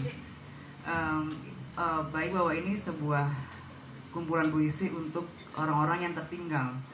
Jadi kemudian ada di sini yang termasuk salah satu kategori sebagai dikatakan obskur yang saya dapati adalah mereka yang menerbitkan puisi-puisinya di kanal-kanal daring. Nah, lalu kemudian apa sih sebenarnya saya cukup agak mempertanyakan gitu dalam artian, lalu jika sekarang adalah yang dikatakan tadi buku cetak adalah satu yang obskur, dan kemudian tapi kategori obskur juga adalah menerbitkan puisi di kanal daring. Lalu sebenarnya kanal seperti apa yang dibayangkan oleh seorang Sulaiman atau Martin Suryaja di sini? Kanal seperti apa sih di tahun 2045 di saat buku cetak adalah satu obskur, sementara menerbitkan di kanal daring pun juga sebuah kategori obskur. Itu. Jadi dua hal tentang mungkin yang belum saya katakan tadi terkait ilustrator dan kanal seperti apa sebenarnya, jadi tidak obskur gitu. Kalau untuk ilustrator kayaknya memang nggak terlalu ini ya, maksudnya nggak dihadirkan tokoh fiksi siapa yang menjadi ilustratornya gitu, itu nggak muncul di keseluruhan itu. Jadi kayak Sulaiman sendiri nggak menceritakan apakah dia menggambar sendiri tokoh-tokoh itu ataukah dia ada teman satu yang bisa menggambarkan dan seterusnya. Jadi memang sesuatu yang nggak disebut sama sekali sih itu memang. Aku juga kayak nggak kepikir waktu itu kayak siapa ya kasih begini tokoh, tapi kayaknya nggak usah, biarin gitu. Kayak lewat gitu aja pas bagian gambar-gambar ilustrasi itu. Terus yang kedua tentang yang obskuritas itu kayaknya ini ya, apa namanya, kanal-kanal daring yang tempat mereka terbit itu kayak Siti Sundari misalnya, itu kan menerbitkan di blog kayak gitu ya. Memang nggak, kayaknya kalau dalam format kayak gini nih nggak semuanya yang digital itu berarti kemudian nanti dicatat, karena aku membayangkan kan di masa depan nanti setiap orang itu punya blog sendiri kan, maksudnya kayak penyair-penyair apapun kualitasnya itu punya blog sendiri, dan itu kemudian memproduksi naskahnya di situ, menghadirkan karya-karya di situ. Jadi kayak itu bukan lagi tanda dari satu hal yang pasti dikenal di dalam kanon gitu. Jadi tetap ada kemungkinan bahwa itu tetap tersisih seperti itu. Nah kayak gitu sih bayangan gue gitu. Jadi walaupun dia menerbitkannya di outlet publikasi tertentu, tapi tetap aja kayak kalau nggak ada semacam penahbisan atau semacam peran dari kritikus sastra yang di masa itu sangat berperan itu menentukan ini karya sastra yang penting atau nggak penting ya. Kalau nggak ada peran kayak gitu ya mereka akan terus tersisih seperti itu. Dalam bayanganku ketika menulis kayak gitu sih. Jadi walaupun mereka terbit di digital sekalipun, karena nggak ada semacam ritual seperti itu, maka mereka nggak ikut masuk ke dalam mainstreamnya kayak gitu. Walaupun secara estetika sebetulnya nggak terlalu jauh beda dengan puisi biasa kan, seperti itu, kayak gitu. Ada pertanyaan lagi tapi kayaknya bukan buat Martin, bisa Dian, bisa Vito ya yang jawab. Dari Janggut Kuda, jika puisi ini antitesa atas puisi-puisi kanon, maka Martin bukan hanya sebagai penyair tapi juga hero. Anjir. Pertanyaannya, apakah dalam 3T ini bisa terbaca keheroan itu? Terbaca dari yang menurut saya adalah ini sebuah metode yang digunakan oleh seorang Martin untuk indirect communications, cara komunikasi yang tidak langsung yang sebenarnya dia menciptakan karakter. Martin Sujaya mengatakan dua karakter di sini, Sulaiman dan juga Laura, yang kemudian mereka saling berinteraksi, yang sebenarnya terbaca dalam artian bahwa itu tadi Sulaiman merasa bahwa apa yang dilakukan ini berguna untuk khasanah sastra Indonesia, untuk sastra Indonesia ini berguna, menyelamatkan penyair-penyair yang dianggap obskur. Jadi penciptaan karakter dan kemudian interaksi yang terjalin antara kedua ini, terutama antara Sulaiman dan Laura, itu sih saya baca sebagai cara Martin untuk menyampaikan suatu pesan ironi tapi dengan indirect communications. Jadi ada yang terbaca dan situ disampaikannya dengan penciptaan karakter itu. Itu sih menurut saya.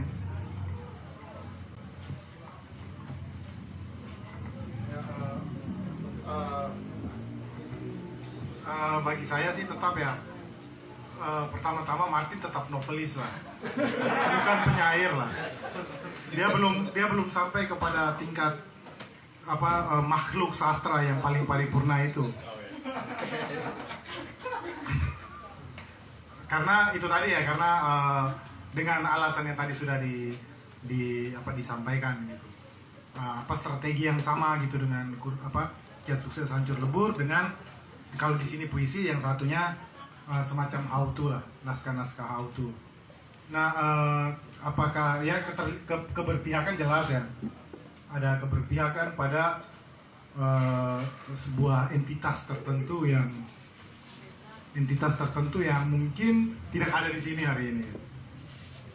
Kita entitas yang lain, Bu.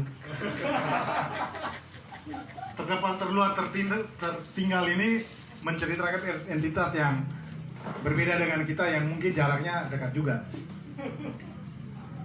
Yang ada di tahun 2045 gitu. Teman-temannya Sulaiman H gitu. Di tahun segitu nggak butuh kali pemulung arsip kayak Sulaiman H. Di tahun itu butuh Delper doang. Delper.nl kalau contohnya sekarang gitu. Itu di Indonesia mungkin di tahun itu udah ada 10. Gara-gara undang-undang pemajuan kebudayaan. Gara-gara undang-undang pemajuan kebudayaan semacam Delper.nl. Jadi gini, untuk semacam Dian gitu misalnya sama si Purnama gitu ya, untuk tulisan di Prisma kemarin gitu misalnya butuh 5 bulan gitu ya untuk ambil data, untuk ambil apa. Di tahun 2045 butuh seminggu doang untuk data itu karena udah ada tersedia semua, tinggal diketik kata kunci. Nah, tetapi di masa itu ada entitas lain yang tidak masuk di dalam katakanlah 10 sumber arsip digital Indonesia gitu. Ada yang terlupakan lah, ada yang tetap mesti agak sedikit kayak kayak sedikit penghormatan gitu ya. Lu dua gitu tuh ya, ya. Ini nggak nyala kok. Ada semacam penyair kecamatan yang tetap berusaha menjadi di masa itu ya. Bung Zul di masa itu penyair dapat duit yang cukup lumayan tinggi dibandingkan tahun ini. Tentu saja penyair kanon, bukan penyair obskur yang seperti Bambang Lokajaya.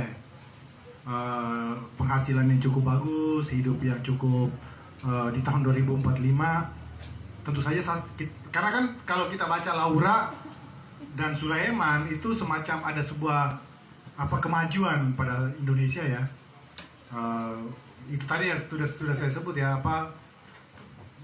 Jokowi berhasil memindahkan ibu kota ke Kalimantan, otonomi daerah berjalan dengan baik, perjuangan para feminisme mencapai hal-hal titik-titik puncak pencapaian. Contohnya bisa tulisan Laura kan ada soal apa ya?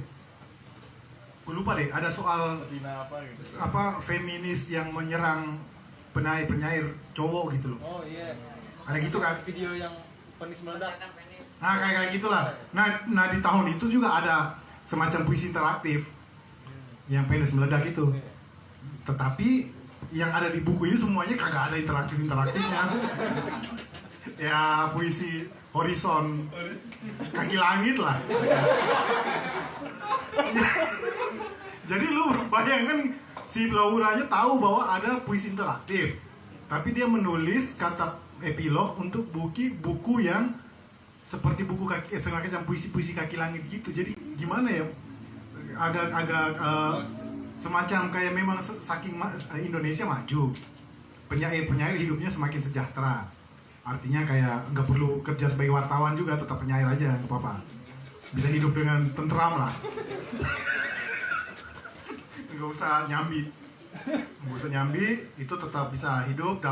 Semacam penyair luar negeri lah, maksudnya kayak ada agensinya, ada kayak kesibukannya tuh semacam bikin buku terbit, sibuk setahun keliling-keliling buat diskusi, terus abis itu residensi, terus abis itu setahun kemudian nggak bisa lu ganggu karena bikin buku lagi.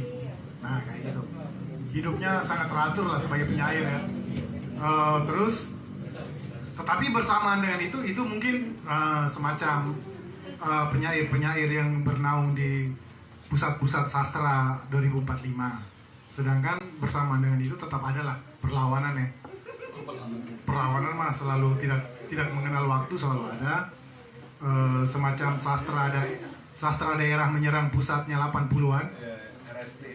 Itu semacam tetap ada. Masih tetap menggunakan gaya-gaya konvensional. Bukan karena tidak ada teknologi yang memungkinkan mereka masuk ke pusat, tetapi mereka tidak mengerti bagaimana cara menggunakannya.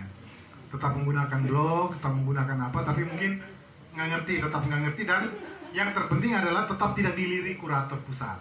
Nah, penting ini kurator pusat, kurator semacam Makassar Biennale, semacam Makassar Writer and Reader Festival 2040 tidak melirik mereka. Jilf 2042 tidak melirik mereka. Apa yang kemarin Binhat marah-marah tuh, yang di Kalimantan. Oh itu mah bukan yang ini. Baru. Pada 2043 Banjarbaru jadi bagus. Hati-hati, dia terus berkembang. 2043 Festival Banjarbaru adalah sebuah festival terkemuka ya, khusus mengenai sastra dan lingkungan hidup. Khusus mengenai sastra dan lingkungan hidup, dia menjadi platform yang penting. Ini maksudnya dari negeri Poci. Nah, di tahun itu, nah tetap terjadi. Tapi mereka ini Bambang Lokajaya dan lain-lainnya adalah mereka yang tidak berhasil ke situ lah, gitu. Jadi pada intinya, menurut saya tetap ya, ini adalah sebuah membutuhkan imajinasi futuristik yang agak goyang. Maksudnya gini, kalau kita misalnya gini, kita bayangkan semacam film Battlestar Galactica gitu misalnya, atau ya semacam film-film science fiction kayak gitu dengan pesawat ruang angkasa yang bagus dan segala macam. Ini pesawat ruang angkasa yang seminggu sekali tuh rusak. Service. Yang seminggu sekali tuh dia kayak mesinnya mati gitu di luar angkasa gitu dan mesti diservis. Ganti busi apa segala macam gitu. Nah mesti dibayangkan kayak gitu. Ada tentu saja bersama dengan buku ini ada buku yang apa tuh yang Yayasan Lontar apa? Antologi puisi dan cerpen Indonesia yang di modern, yang di apa, di Sunting Zenhai dan kawan-kawan itu ya. Nah kayak gitu juga ada. Jadi ini bukan satu-satunya buku di 2045 gitu ya. Di tahun 2045 buku ini hanya terjual 5.000. Sedangkan buku yang kayak Yayasan Lontarnya tahun itu tuh terjualnya 50.000, Bor. Beda. Tetap beda karena di masa itu masyarakat Indonesia melek bacanya udah tinggi segala macam ya. Tetapi tetap ada obskurnya juga. Tetap ada semacam apa, warung PDSAB Yasin yang di bawah PDSAB Yasin itu yang tetap ada juga.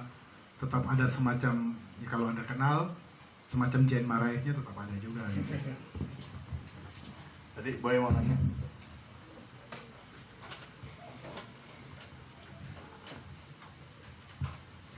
Pertanyaan iseng sih sebenarnya.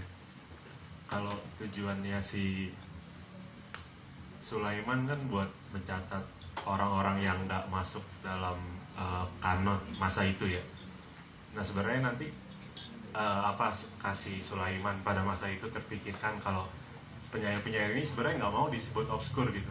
Mereka mungkin marah gitu. Atau mungkin dalam masa kini ya 2000 berapa? 2020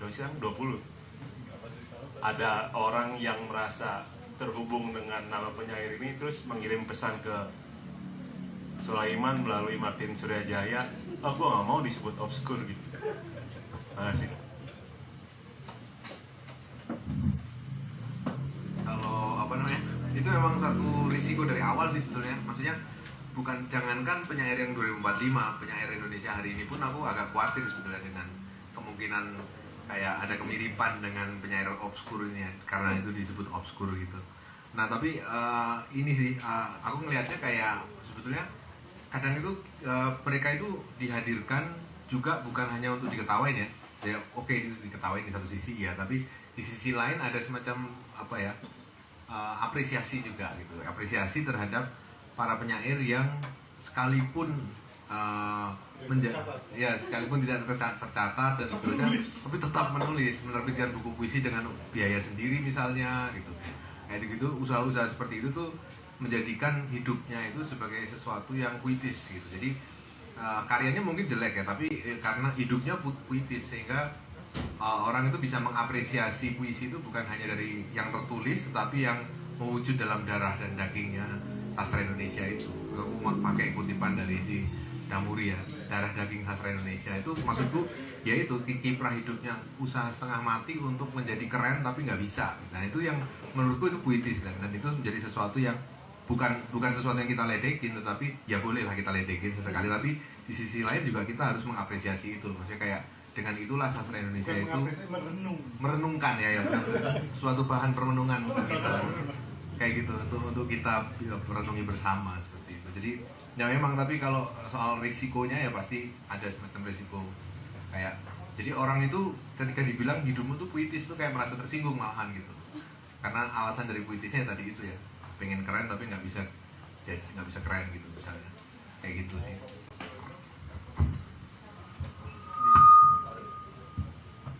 Di buku terdepan terluar tertinggal ini Martin punya editor, jadi ada Hamzah Muhammad, editor Bukowski Indonesia.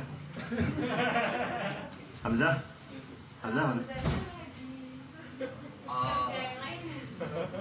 Oh, ngomong dong. Ayo dong Hamzah ngomong. Ayo dong.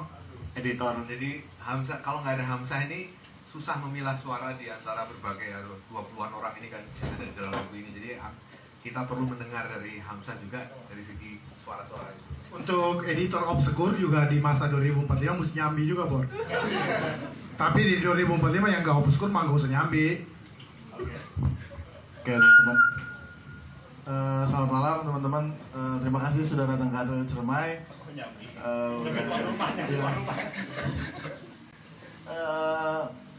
Sebetulnya pengalaman nyunting ini cukup lama ya, 5 bulan, sekitar 5 bulan itu. Menerima naskahnya itu sekitar Maret akhir lah. Nah, yang aku kerahin ketika ketika ngeditorin buku ini adalah pengalamanku dulu pas garap dari Negeri Poci dari tahun 2014 sampai 2017 gitu. Jadi sekitar 4 tahun lah aku ngurusin Negeri Poci, ngurusin orang-orang yang amburadul gitu, yang penyair dari manapun, yang ketemu di Tegal gitu. Dan aku nulis juga di sana dan ngurasin semua penyair gitu. Ada sekitar setiap pengiriman Negeri Poci itu ada sekitar 700 puisi lah. Jadi aneh-aneh itu latar belakangnya. Ada yang puisinya pendek tapi biografinya 5 halaman. Wah, macam-macam gitu, macam-macam. Dan itu semuanya diagendain biasanya 1 tahun itu di Tegal. Nah itu Tegalnya di Hotel Alexander. Tempatnya nginepnya kalau orang mau ngejablay itu di situ gitu. Bener-bener terkenal gitu di Tegal. Terus di sebelahnya itu ada kedai warung nasi kopi gitu namanya Miraos. Nah itu semuanya ngomongin sastra Indonesia secara tulus gitu dan seksama banget. Nah itulah yang aku rasain ketika nerima naskahnya Martin sebetulnya. Nah, cuman hal-hal yang seperti misalnya karena Martin menampilkan biografinya di awal, itu kan biasanya penyair itu kan biografinya di akhir kalau di Negeri Poci ya.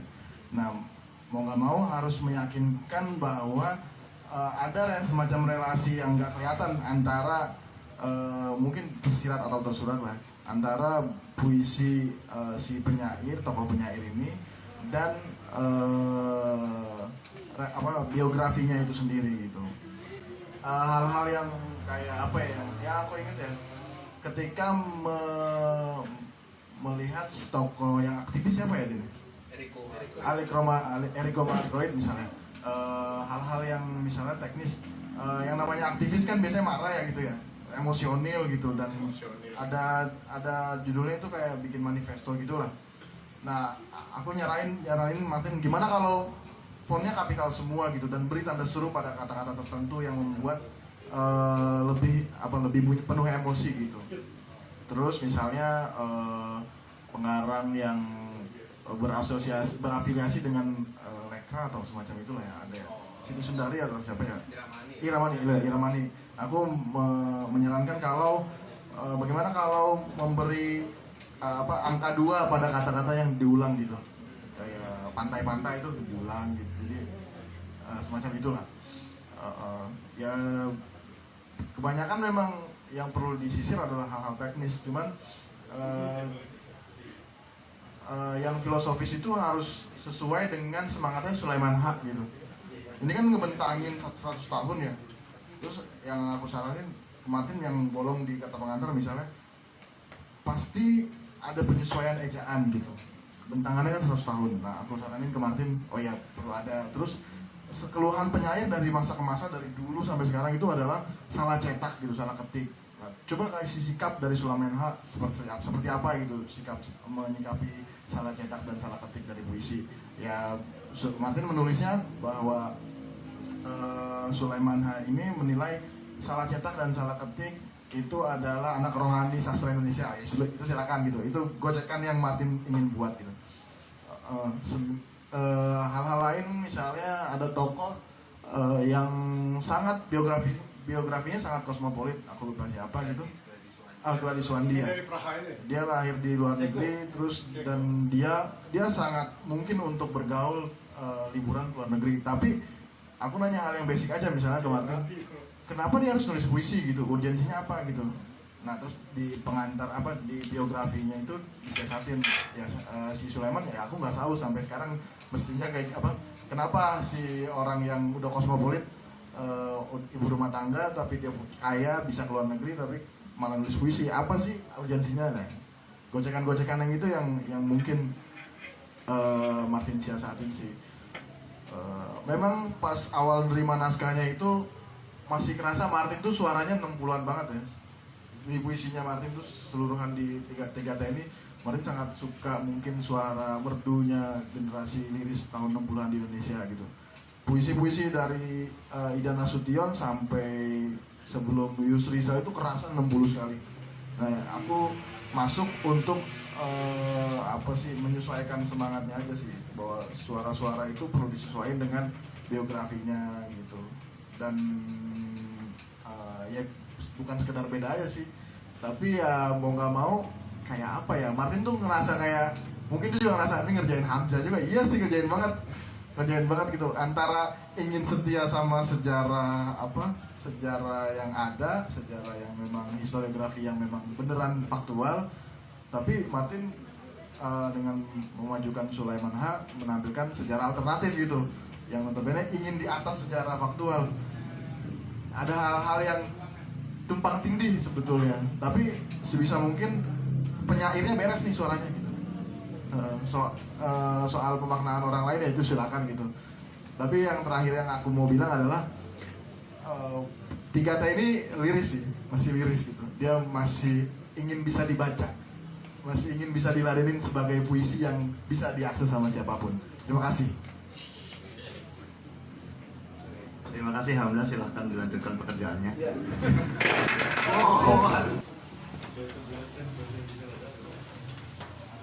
Ini mah biasanya nanya di diskusi film. Ya makanya agak disclaimer dulu nih, agak tertinggal karena belum baca bukunya juga sebenarnya, dan agak terluar karena saya di luar dunia sastra Indonesia.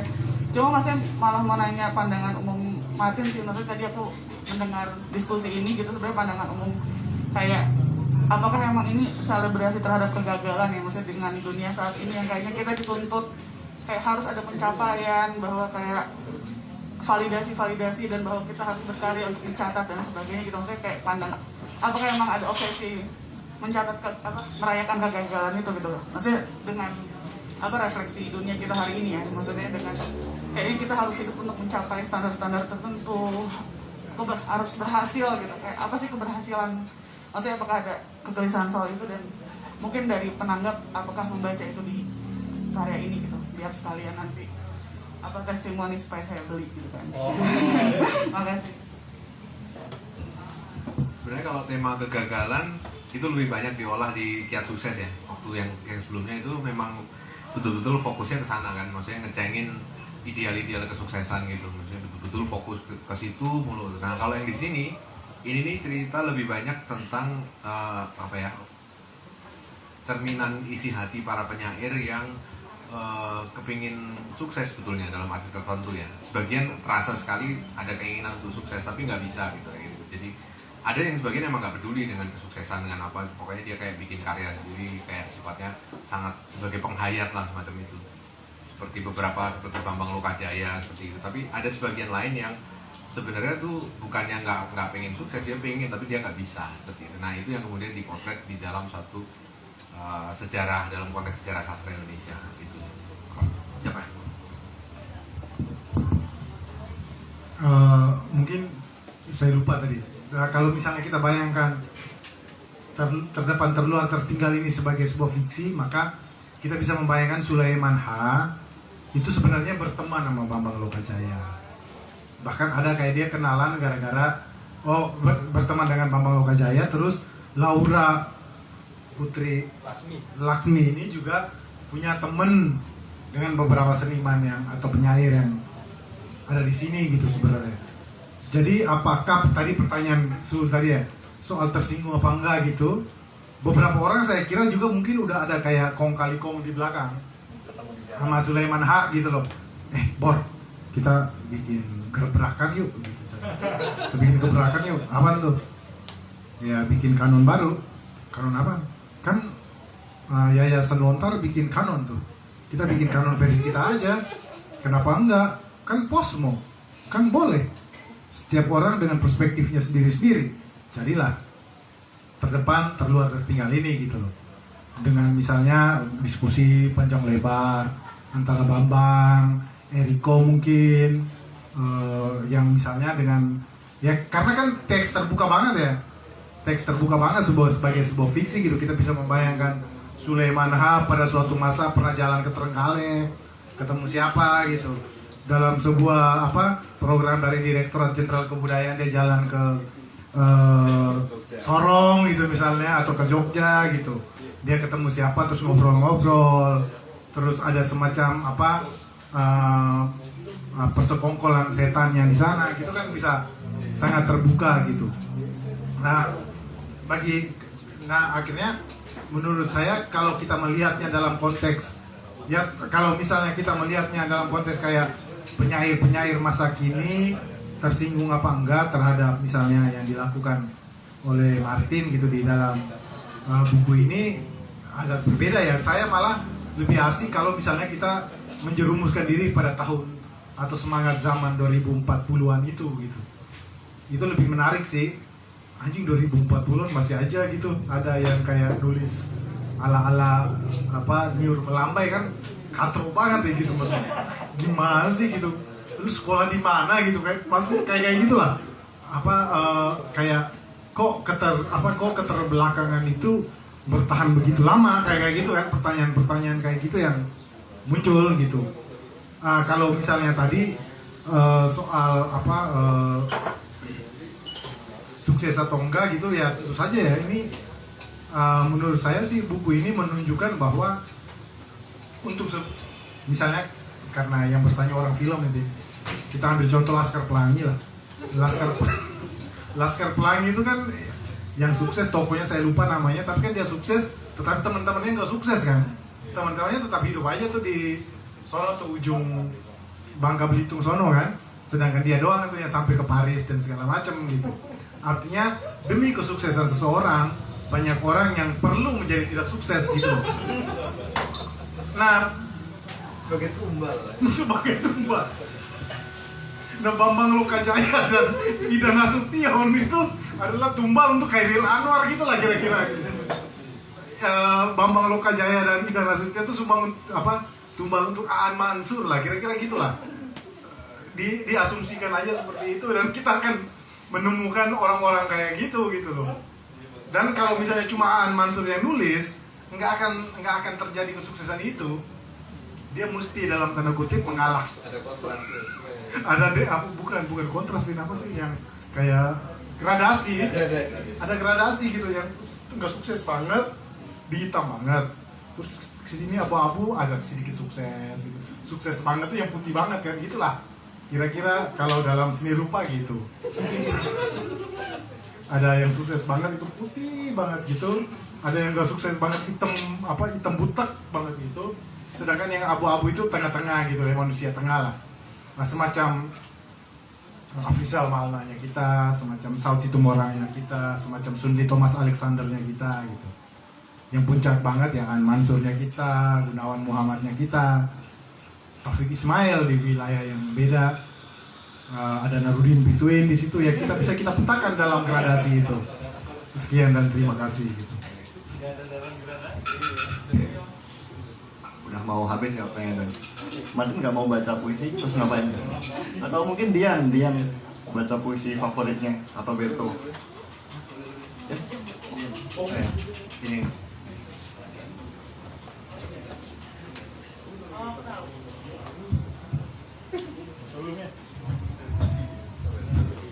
Don, sebotol lagi kayaknya. Dia mau habis.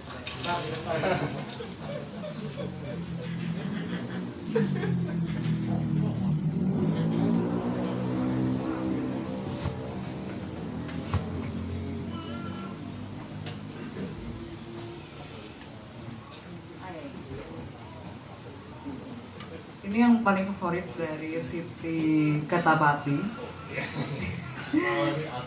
Yang pertama yaitu lihat itu. Lihat itu, seru Santi sambil menuju kipas angin. Ia berjalan, mendekatinya, lalu berjongkok. Santi lapar, katanya pada ibu. Langit malam tahun baru, dipenuhi kembang api warna jingga. Maya tertidur lelap di rumah kakek. Ia bermimpi tentang bunga seruni. Di suatu malam yang gerimis, Kumala keluar dari kontrakan, membawa payung hijau muda, berjalan melintasi lorong sempit di deretan rumah kecil. Ia berbelok kiri di perempatan. "Pak, soto mie-nya 1 ya," katanya pada tukang nasi goreng dekat situ. Seekor tupai melompat di dahan pohon akasia. Siang itu tak begitu panas.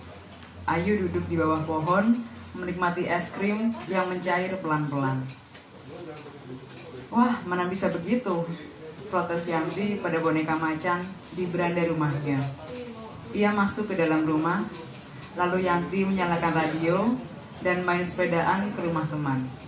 Sebenarnya ada alasan sih kenapa saya paling suka yang ini. Alasannya karena misalnya siang itu tidak begitu panas, tapi es krimnya mencair pelan-pelan. Dan kemudian Yanti menyalakan radio, tapi dia pergi bersepeda. Itu absurditas itu sih yang mungkin saya paling suka sama itu. bidang kacau ya. Bener. Tapi bener rasa anak-anaknya kan di situ ya. Beto mau baca juga nggak tuh? Oh, lu baca yang ini, Beto baca. Oh, Beto puas kok. Minta lu baca ini.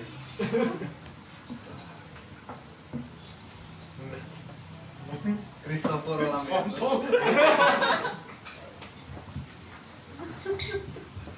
Christopher Lambert.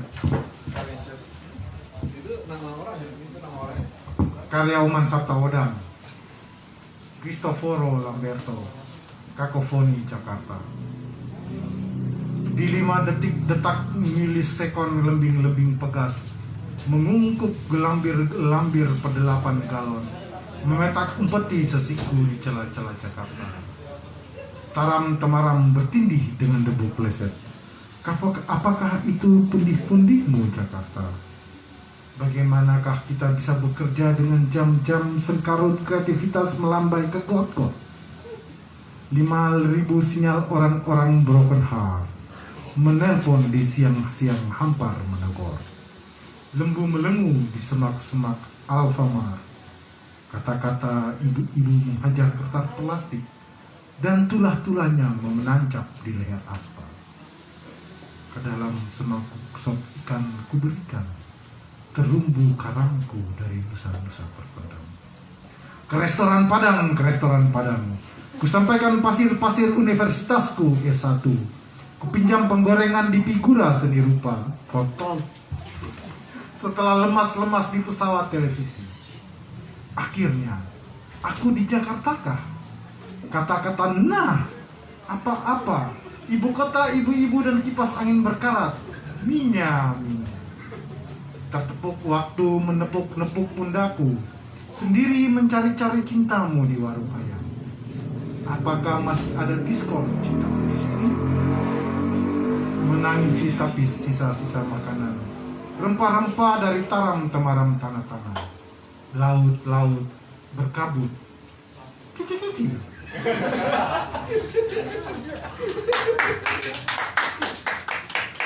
Oke, terima kasih kehadirannya teman-teman yang di atelier maupun yang di IG story, IG live. Buku Martin Suryajaya Terdepan Terluar Tertinggal Antologi Puisi Obskur Indonesia 1945-2045 bisa didapatkan di Dema Buku. dengan harga berapa? Oi, harga berapa? 70.000. Senin harga naik. Oke, terima kasih. Sampai jumpa di lain kesempatan. Sampai jumpa di bakar berikutnya.